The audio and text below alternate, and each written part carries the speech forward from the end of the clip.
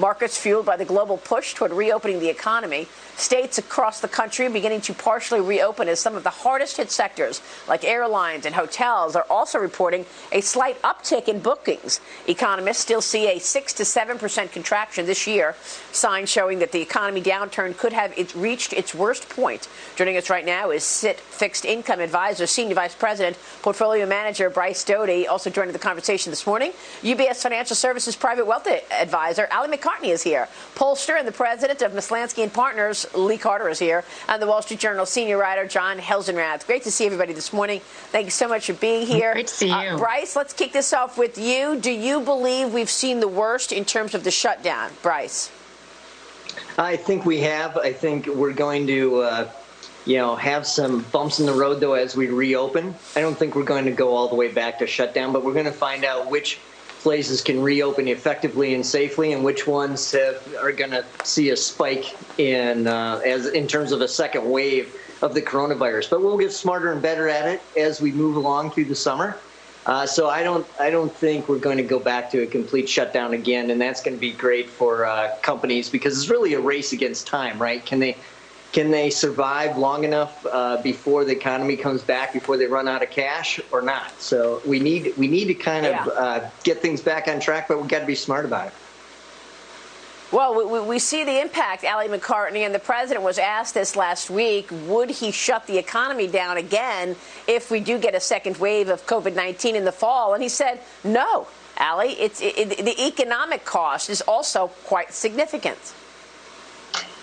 Yeah, it's extraordinarily significant, and I think we'll also see whether that there's also a very health and human-related cost with mental health issues coming to the forefront, as well as hospitals largely being closed down for elective procedures.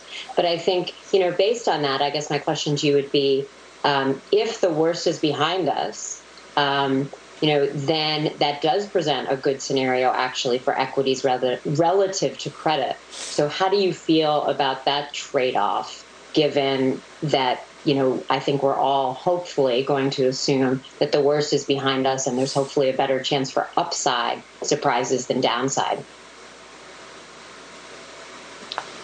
Well, I think that the one reason the Fed is pumping so much money into the credit markets because the stock market is incredibly dependent upon the bond market more than ever. Companies have taken on so much debt, they need to keep rates low, and they need to make sure there's lots and lots of liquidity. The Fed just started buying corporate bonds last couple of weeks. They've only bought 1.8 billion out of 250 billion that's yet to come. I mean, they need to keep throwing money at that in order to keep the stock market up. And I think they want to see a good, end of May. So I think this week is going to be good for equities, both from the economy reopening as well as the Fed going to make darn sure the equities end on a good note this month by pumping as much money as they can into the credit markets. Yeah, it's a great point. John Hilsenrath.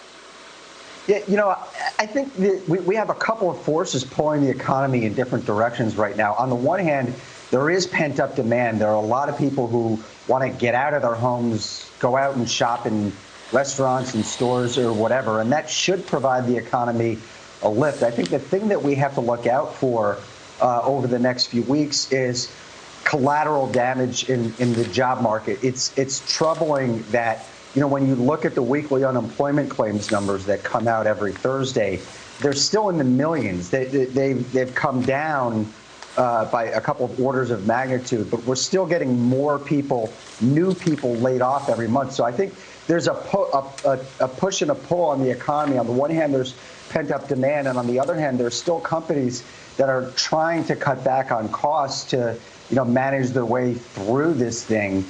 And that's, I think, going to dictate what kind of rebound we get in the second half of the year. Does that pent-up demand kind of convince companies that it's time to stop laying people off and time to start bringing them back? What about that, Bryce? What kind of a second half are you expecting?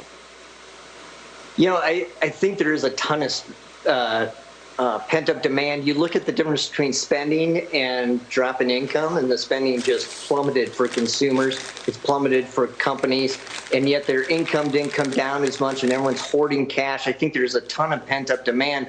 But whether we really see the impact from that in the total second half of the year or not, I'm not sure. I think it's really going to start in the fourth quarter to, maybe even the first quarter. So I think it's going to take a little bit longer than people think.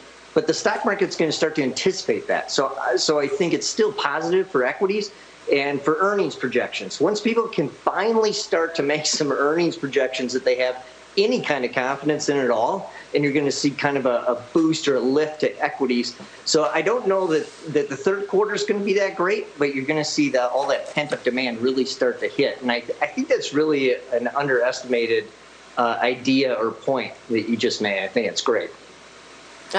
I guess just little by little we'll get that visibility that we need in order to understand where the earnings picture is by year end. Bryce, it's good to have you this morning. Thanks so much. Thank you. We'll see you soon. Bryce Doty joining us there. We are just getting started this morning. We've got a big